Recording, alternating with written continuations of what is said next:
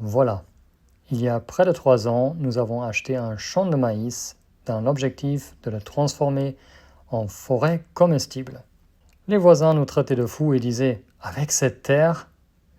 Nous nous sommes dit nous-mêmes que ça va probablement prendre 10 à 20 ans. 3 ans plus tard, nous avons une jolie prairie avec des centaines d'arbres qui poussent.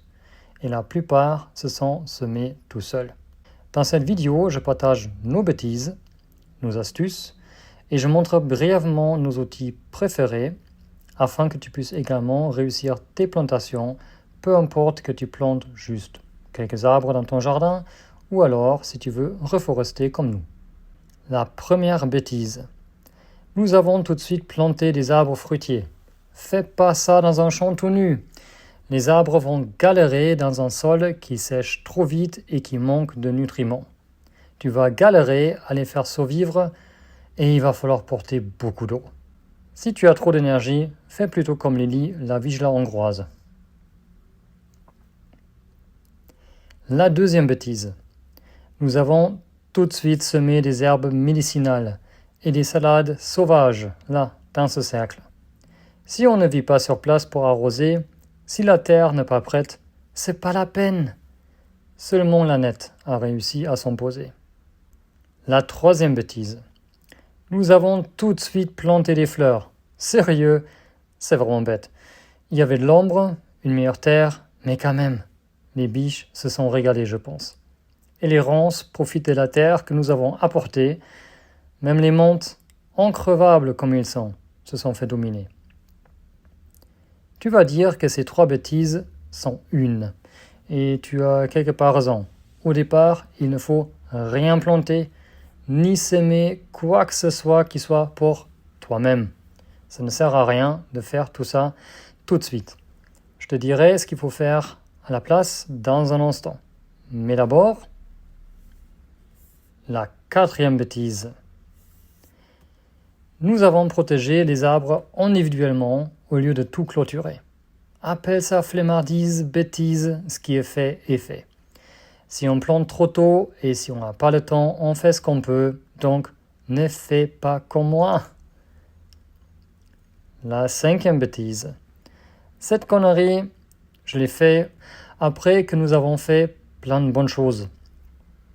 Il ne faut pas laisser le champ à l'abandon et tout laisser pousser n'importe comment. La commune nous a collé une amende parce qu'il y avait trop d'ambroisie. C'était très difficile de faucher le champ parce que nous avions planté des arbres. Et vu leur taille, c'était presque impossible de les arracher. Un boulot monstre. Je n'avais simplement pas assez de temps pour faire les 200 km pour aller faucher ces 4200 mètres carrés, mais voilà. Maintenant, parlons des étapes qui marchent. La première étape. Nous avons semé de la diversité. Nous avons semé 2 différents mélanges de fleurs sauvages pour avoir une prairie fleurie pour les abeilles. 30 kg de graines sur 2 terrains d'environ 8000 m² au total. Nous avons dépensé environ 500 € pour tout ça. Si c'est à refaire, je prendrai seulement le mélange pas trop cher qui coûtait 80 €. Pour commencer, ça va très bien. Le joli mélange de fleurs sauvages ne poussera pas dès le départ de toute façon, donc prends un truc rustique pas cher et qui nourrit la terre.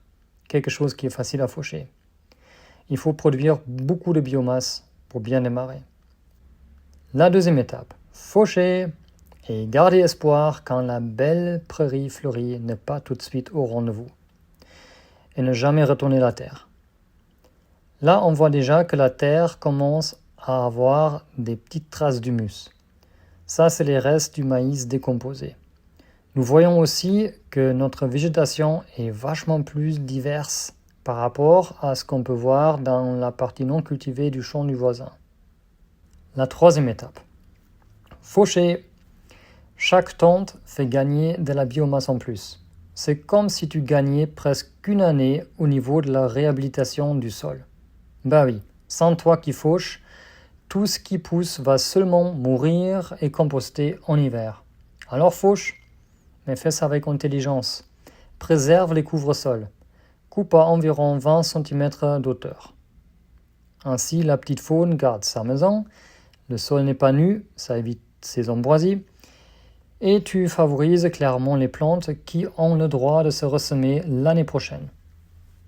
Donc, ne coupe pas les fleurs des plantes que tu veux revoir l'année prochaine. La 4e étape. Un beau jour, tu verras le miracle de la nature. Les arbres apparaissent tout seuls. Et oui, les insectes attirent les oiseaux apportent les graines, et nous avons de la chance, nous avons une forêt à côté, donc le vent, ça aide aussi. Mais voilà, quand le sol est prêt, ça pousse tout seul. Alors, pourquoi planter? Pour la diversité, évidemment. T'as pas envie de manger que des fleurs de robinier ou les feuilles des charmes, non? Donc on a planté plein d'autres essences aussi, pour manger aussi les feuilles des tilleuls, par exemple. Au plus tard, maintenant, tu vas clôturer le terrain et marquer les arbres afin de ne pas les faucher par accident la prochaine fois. La 5e étape. Voilà, tu peux commencer à planter ce que tu veux. Ça poussera maintenant, faudra quand même arroser un minimum, mais au moins le sol saura garder l'eau. Sinon, si tu as le temps, tu peux attendre une année ou deux, ainsi tes arbres grandiront à l'abri des arbres pionniers. Sinon, en attendant, tu peux tout simplement laisser un cercle d'1 mètre de haute, en guillemets, mauvaises herbes autour de tes petits arbres. Ça les protégera du soleil, ça garde l'humidité, et oui, il faut savoir qu'un arbre, ça grandit dans l'ombre de ses parents normalement. Donc, une fois, quand nous avons, en guillemets, fait de la place autour des arbres pour qu'ils puissent avoir plus de soleil, 2 semaines après, ils étaient presque morts. Alors qu'ils avaient très bien survécu dans le champ hyper bordélique avec plein de mauvaises herbes pendant des mois. Donc, garde les soi-disant mauvaises herbes bien autour de tes plantations, ça les protège. Bon, on utilise quoi pour faire ce travail? Championne numéro 1, c'est la faux du grand-père. L'outil le plus rapide pour faucher un champ à part un tracteur. C'est de la bonne muscule et on peut entendre le chant des oiseaux. Un choix intelligent et écolo. Championne numéro 2, la débroussailleuse électrique. Plus précise que la faux, elle permet davantage de voir ce qu'on coupe avant qu'on l'a coupé. Ça évite de dégommer les petits arbres avant qu'on a pu les marquer avec un tuteur. C'est efficace, pas trop bruyant. Par contre, il faut prévoir assez de batteries de rechange. Champion numéro 3, les ciseaux Fiskars GS53. Extrêmement précis, efficace pour des petites surfaces, léger, même un enfant peut s'en servir. Champion numéro 4, l'arme fatale. Si rien ne passe plus, on prend l'Amazone. Une machette Tramontina brésilienne, elle viendra à bout de plantes pionnières, les plus solides, comme l'armoise, sans problème. Je l'utilise aussi pour faire du petit bois d'ailleurs. Un champion inutile? Ce magnifique râteau n'a servi qu'une seule fois. Racler le sol pour favoriser l'implantation des graines. L'idée n'est pas mauvaise, mais soit c'est pas le bon outil, ou alors c'est trop d'efforts pour trop peu de résultats. Il servira plus tard quand nous avons besoin de ramasser la biomasse pour le verger, pour pailler, ou quand il faudra nourrir les bêtes. Après avoir expérimenté par nous-mêmes ce qui marche et ce qui ne marche pas, nous avons découvert la technique des demi-lunes pour reforester, utilisée dans le désert au Sahara. Et juste avant-hier, nous avons découvert la technique de foxholes, donc les trous de renard, qui est utilisée pour reforester Madagascar. Dans les deux cas, on utilise les plantes pionnières pour permettre d'abord aux arbres pionniers de s'installer, afin de pouvoir permettre aux arbres plus nobles et plus divers de s'installer dans la protection des arbres pionniers. À notre façon, nous avons fait la même chose. D'abord les plantes pionnières pour engraisser le sol, ça c'est notre mélange de fleurs sauvages et on va dire de mauvaises herbes quelque part. Ensuite, les arbres pionniers qui sont venus tout seuls, et puis, quoique un peu en parallèle, la plantation des arbres qu'on voulait avoir. Je te mettrai des liens vers ces techniques de plantation dans la description. D'ailleurs, si cette courte vidéo t'a plu, et si tu veux voir la vidéo originale de 21 minutes, où je raconte l'histoire de notre projet de manière chronologique, écris-moi un commentaire et je pourrai te partager le lien privé de cette vidéo. En tout cas, regarde comme c'est beau. Une petite comparaison maintenant avec le champ du voisin et notre prairie avec sa belle diversité de fleurs et les arbres qui poussent tout seuls. Tout ça grâce au sol. Ça, c'est le sol du champ voisin. C'est exactement le même sol qu'on avait il y a 2 ans et demi.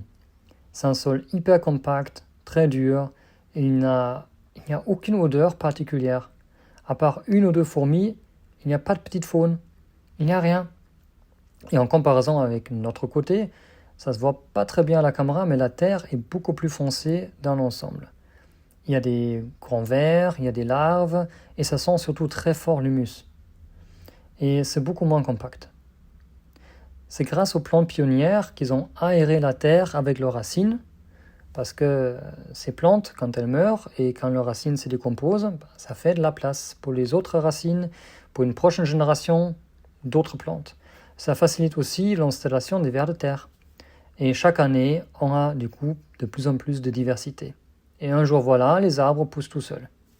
Et quoi que tu fasses, n'oublie jamais de bien t'amuser quand tu es dans la nature. On ne vit qu'une seule fois. Lily l'a bien compris. Parlons de joie. Je serais très heureux si tu pouvais m'encourager avec un petit like. Et pour plus d'infos sur nos projets, l'abonnement à notre chaîne est totalement gratuit, évidemment, et nous fera chaud au cœur. Merci beaucoup à toi.